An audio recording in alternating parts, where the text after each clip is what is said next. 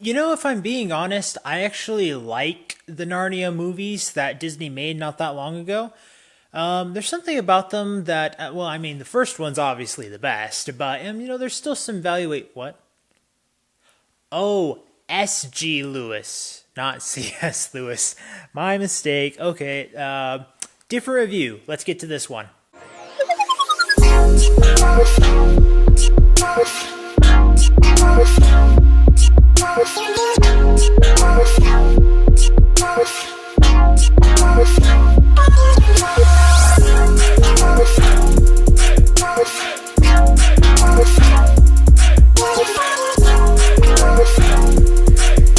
Welcome back to Yes everyone. Today we're talking about Times, the debut album released by S.G. Lewis. Did it sound like I was a little shocked when I said that? Yeah. I didn't know this artist until this year, but I looked up his discography. He's released 5 EPs since 2015. Why did it take him so long to release a debut album? Don't know, don't care. Just excited that we have to talk about this one. How would I describe this kind of music? This is like funky, disco, electric, groove kind of music that has some pretty interesting vocals.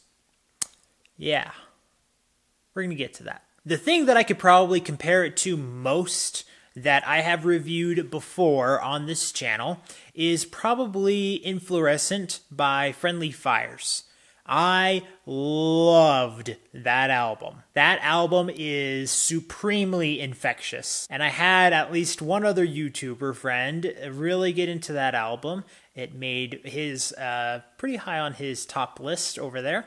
If you know who you are, you know who I'm talking about. So when I hear a mood and groove like that in other music, I'm just ready to go. And the first time I listened to this album, I was exactly that. I was feeling myself. I was like, okay, I'm ready for this.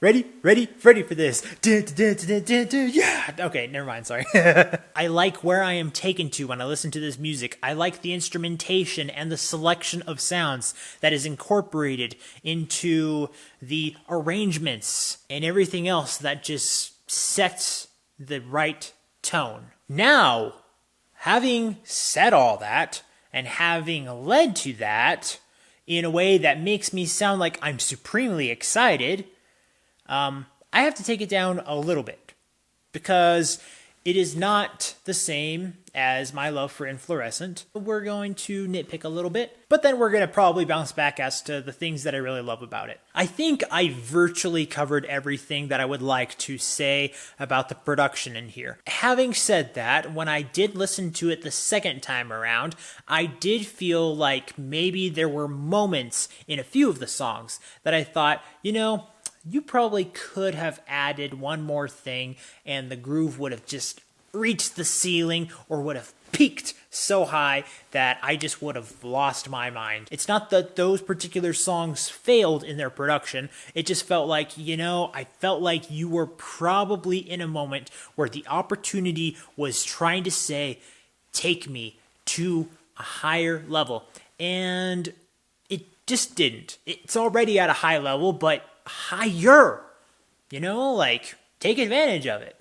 So just, something to think about. How about the creativity? Well, let's look at a couple of examples here. The first song in here is called Time, and I just wrote down good disco strings. That allures me. If I were to read that in some other review or something like that, I would be like, ooh, interesting. The third track in here is called Back to Earth, and I also just kind of wrote a phrase. I wrote down hustle and flute.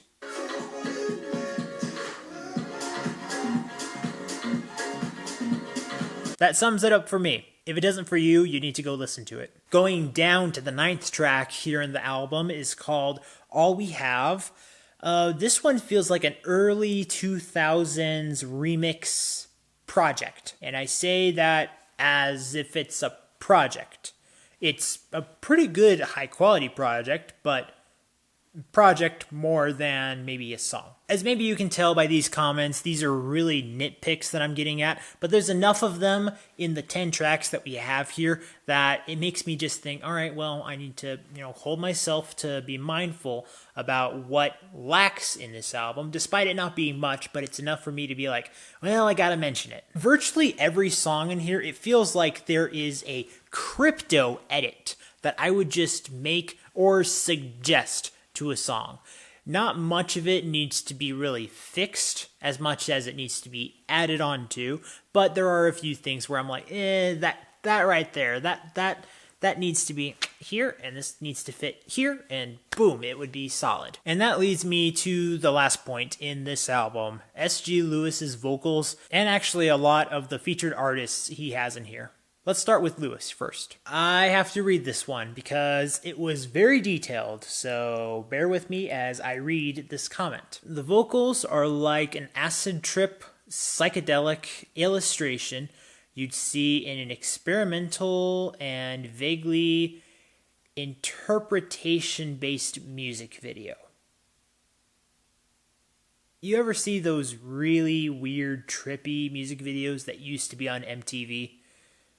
It's kind of what it feels like. That's not necessarily a bad thing, but it almost makes it seem like there could be a ceiling for that. I don't think it needs to be, but in some of the ways that it was handled, it kind of felt like, well, it has a limit, so we're just going to make sure it gets attached to a really groovy genre that other people will just kind of get into. And I think since the 2010s, even before then, but especially in the 2010s, there were tons of artists that had unconventional voices that worked for, unconventional genres, and even genres that people really liked, but twisted in an unconventional way. I know I said that a lot, but that's what it really is. It's unconventional. In the second song in here, called Feed the Fire, the vocals and production, they needed balance more in this song. I just think there was a balance that wasn't tuned all the way, but you kind of get the idea of what I'm trying to get to when saying that, things just need to sound like it's a complete, unified project. For an example with featured artists, he has Robin and Channel Tress for the song Impact, the 8th track in here. Robin, I think, had very good vocals in addition to this song. Whereas Channel Tress, I really don't think this helped the song. I was taken out of it very much. Beyond the fact that Channel was just using a lot of language I wish that wasn't in there, because the song could have easily been one of my favorites, possibly, but Channel Tress just kind of butchered it, and it just made me sad. So yeah, a lot of groove, a lot of awkward imbalances. It's kind of a mixed project in here, but I think that there's more upside than downside in this album. The one thing I do want to highlight majorly in this album is the very last track. That song's title is Fall.